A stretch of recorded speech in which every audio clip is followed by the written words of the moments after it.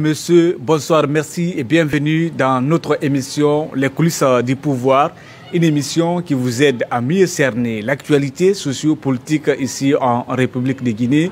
Aujourd'hui encore, mesdames et messieurs, nous recevons le président de l'UDRP. Lui, c'est Dr Jutomou Pogbomu. Il est président donc de cette formation politique. La Guinée va connaître une grève illimitée, générale et illimitée. Oui. Et quelle est votre lecture? Bon, nous avons toujours dit justement que dans un pays de droit, les travailleurs, ils ont quand même le droit de pouvoir faire des revendications. Parce que ces revendications peuvent porter sur l'amélioration des conditions de travail. Ça peut être pour obtenir peut-être des ajustements sur le salaire.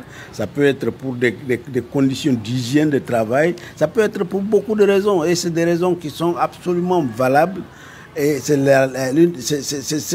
pourquoi, justement, les travailleurs s'organisent au niveau des syndicats qui puissent porter devant les autorités, justement, toutes ces revendications.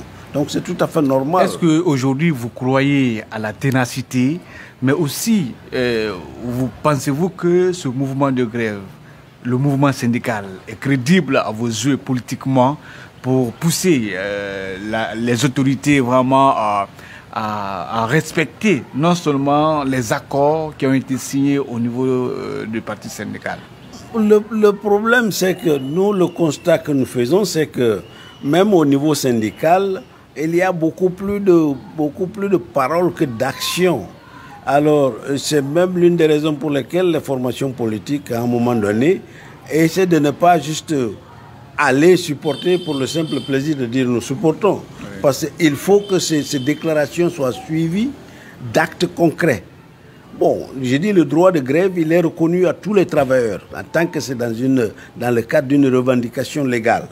Ça, c'est tout à fait normal. Mais bon, dans notre pays, vous savez, les uns peuvent parler de grève, mais dès que les espèces trébuchantes commencent à tomber, justement, toutes ces bonnes paroles, on les laisse de côté et ce sont les pauvres travailleurs qui en font les frais. Donc nous disons, en tant que formation politique, nous soutenons les mouvements de grève quand c'est des mouvements et c'est pour des raisons légales. Mais nous attendrons effectivement de voir que ces avis de grève ou alors ces déclarations soient suivies d'actions concrètes sur le terrain. C'est ça. Voilà. On va aussi toucher, mesdames et messieurs, d'autres points, c'est concernant les bisbilles au niveau donc, du haut sommet de l'État. On a vu dans cette semaine la réaction, le courrier contre le courrier entre le ministre de la Justice, garde des Sceaux, Alphonse Charles Wright, mais aussi le Premier ministre, chef du gouvernement. Vous, comment vous avez vraiment vu tout ça là, les bisbilles? Il faut d'abord noter que c'est quand même regrettable justement que l'on rabaisse l'État à ce niveau. Parce que jamais, moi de mon expérience, je n'ai vu de telles discussions être à ciel ouvert, que ce soit à la portée de tout le monde. On ne dit pas qu'il ne peut pas y avoir de contradiction entre les gens d'une même équipe. C'est comme une équipe de football. Ouais. Il y a des gens qui veulent peut-être jouer au même poste. Ça crée des bisbilles, mais on finit par discuter ça dans les coulisses. Alors, au niveau du gouvernement, j'ai trouvé d'abord, comment on appelle, la lettre du Premier ministre, je l'ai trouvée absolument fondée, parce que c'est le chef du gouvernement. Quand même, nous sommes en train de parler d'une hiérarchie administrative. Il n'y a pas plusieurs premiers ministres, même si les prérogatives sont, disons, limitées, ou alors d'autres personnes s'accaparent de ces prérogatives.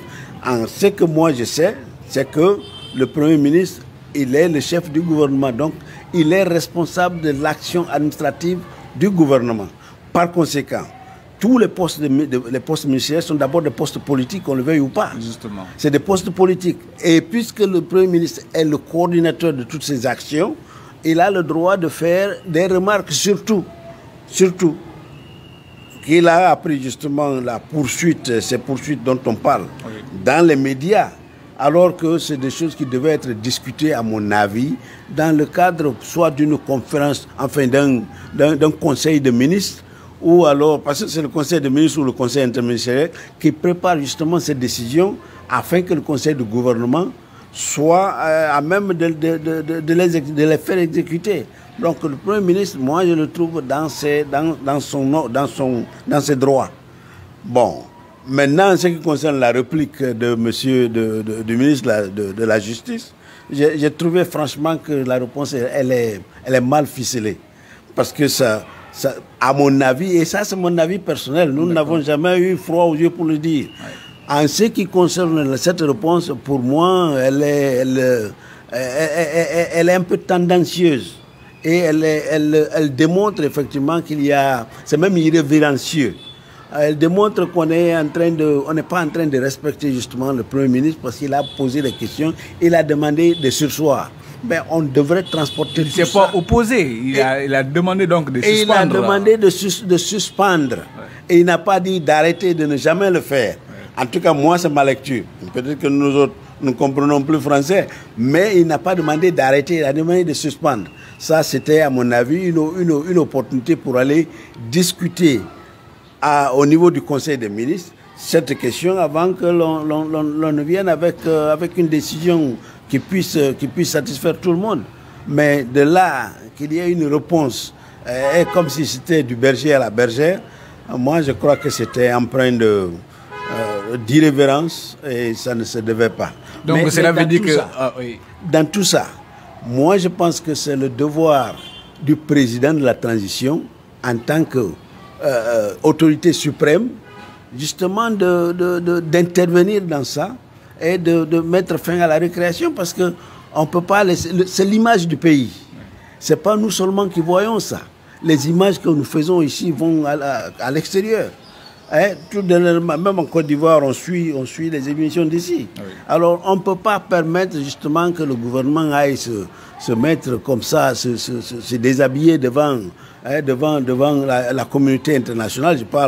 Je parle justement de l'auditoire des autres pays, et alors que c'est des questions qu'on pourrait peut-être régler tranquillement en Conseil des ministres. Donc il est temps, à mon avis, pour le président de la transition d'intervenir. Et ce que l'on constate aussi, c'est que il semblerait que quand le Premier ministre a des prérogatives, et de là qu'on donne des instructions contraires, par exemple au ministre, il semblerait qu'on aurait donné et c'est le ministre lui-même qui l'a dit, il a une mission du chef de l'État. Alors si c'est des missions qui sont contraires aux prérogatives du Premier ministre, il faut bien que ce soit au clair. Et dans ces conditions... On peut estimer que le désordre vient de la présidence. Dans ces conditions, je dis que c'est de la confusion. Ouais. Et il ne faut pas qu'on entretienne justement ce genre de climat, surtout au sommet de l'État. Ça va bouleverser tout le monde et ça confond tout le monde en même temps. Voilà. D'accord. On va aussi parler toujours de l'actualité. C'est concernant la hausse des prix des denrées alimentaires. Il y a aussi ce problème donc de courant qui n'est plus maintenant stable dans le pays. Vous, est-ce qu'on se retourne dans l'Antiquité? Moi, je dis que nous sommes au Précambrien, parce qu'en ce moment-là même, je ne sais pas comment je veux dire ça, l'âge des dinosaures et consorts, qui parlait de l'électricité? Ça n'existait pas. Ouais. Alors, on a eu quand même cette lueur d'espoir. Il y a eu des barrages qu'on a construits. Mais tout ça, on sait qu'il y a le problème d'étiage au niveau des barrages qui existent.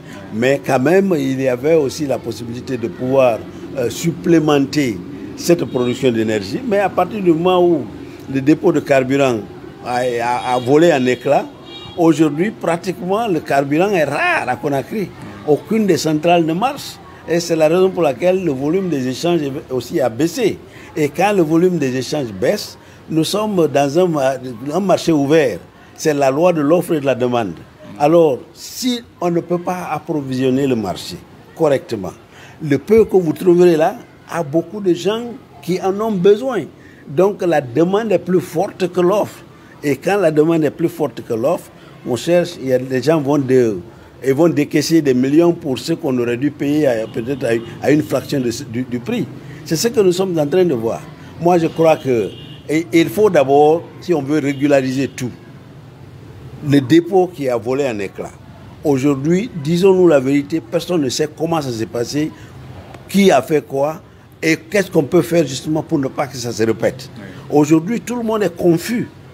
Parce que ça peut arriver n'importe... Vous pouvez déplacer ces dépôts-là, l'amener si vous voulez dans les montagnes. De toute façon, si on ne sait pas comment la chose... Ça peut être un obus qui allait tomber là. Oui. Et si vous le déplacez, les dépôts, vous pouvez le déplacer au Mont Kakulima là-bas, les obus peuvent y arriver. Si c'est ce qui s'est passé en réalité.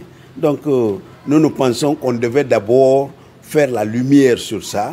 Comme ça, nous allons mettre à l'aise toute la population. Parce que de spéculation en spéculation, on ne fait que creuser davantage, disons, la hantise en fait des Guinéens. C'est ça. Donc on va... Allez-y. Oui, je voulais simplement dire que les marchandises, les denrées alimentaires donc sont en train de subir, c'est pratiquement le contre-coup justement de la rareté justement de l'offre. Parce que les denrées alimentaires ne sont plus acheminées comme ça se devait, et c'est rare, et quand c'est rare, ça va devenir cher. C'est ce que nous sommes en train de vivre. Voilà, donc pour conclure cette émission, un mot concernant la conduite de la transition, le RAVEC, parce que hier même le ministre était avec quelques leaders politiques, donc pour leur sensibiliser davantage ce qui se passe, ce que le département est en train de faire pour un retour à l'ordre constitutionnel. Oui, je suis surpris que c'est maintenant qu'on parle de retour à l'ordre constitutionnel. Ce lexus n'a pas existé dans le vocabulaire justement des autorités. Vous remarquez le message du Nouvel An. On n'a pas parlé de retour à l'ordre constitutionnel. On a parlé peut-être de référendum qu'on devait, qu'on devait conduire. On avait parlé de quoi d'autre? De toutes les façons, le retour à l'ordre constitutionnel n'était pas à l'ordre du jour parce que ça n'a pas été dit. Nous pensons, si nous sommes réalistes, nous avons déjà raté. Nous sommes maintenant pratiquement à 10 mois. Il ne faut plus compter le mois de février. Février est pratiquement parti. Il nous reste 10 mois jusqu'au 31 décembre 2024. C'est la date butoir selon l'accord dynamique qui a été conclu entre le CNRD et la CEDEAO. Et en 10 mois, si vous avez un chronogramme qui a encore en son sein un recensement général et un RAVEC, on ne peut pas être dans les délais au 31 décembre 2024. C'est-à-dire c'est des choses qui sautent à l'œil. Alors je ne sais pas comment est-ce qu'on peut présenter ça d'une autre façon, même si on pense qu'on a le langage suffisamment fluide ou mielleux pour endoctriner les gens. Je crois que ce n'est pas faisable. La seule façon, nous avons dit, on se retrouve, tous les partis politiques se retrouvent avec le CNRD pour essayer de toiletter le chronogramme. Il y a des étapes dans le chronogramme dont on n'a pas besoin dans la conduite de cette transition. C'est connu de tout le monde. Demandez à tous les experts, à moins maintenant qu'on ait d'autres idées ou d'autres raisons de maintenir soit le RAVEC ou le recensement général, à moins qu'on ait d'autres raisons, franchement, elles n'ont pas leur place. Parce que si on veut parler de fichiers, on dit qu'on va tirer, disons, le fichier électoral du RAVEC, c'est très beau. Mais la procédure pour y aller prend effectivement du temps. Ça veut dire qu'on le fera en 2-3 ans, oui, c'est possible. Mais pas dans les 12 mois dans les 10 mois qui suivent. C'est ça la réalité. Moi, je crois que c'est de l'utopie. Il faut qu'on revienne à la réalité, qu'on laisse nos égos là à terre et qu'on pense au peuple qui est en train de souffrir. Parce que le peuple souffre. C'est ça la vérité. Allez à l'intérieur, vous allez vous rendre compte. Quels que soient les mots qu'on utilisera pour essayer de masquer cela, la réalité c'est que les gens souffrent et énormément. Si on ne le fait pas, il peut y avoir, les gens peuvent réagir comme ils entendent. Or, quand les réactions ne sont pas contrôlées et viennent de toutes parts, moi je crois que c'est inquiétant. C'est ça le dernier mot que moi j'ai. Merci beaucoup, Monsieur le Président. C'est moi qui vous remercie.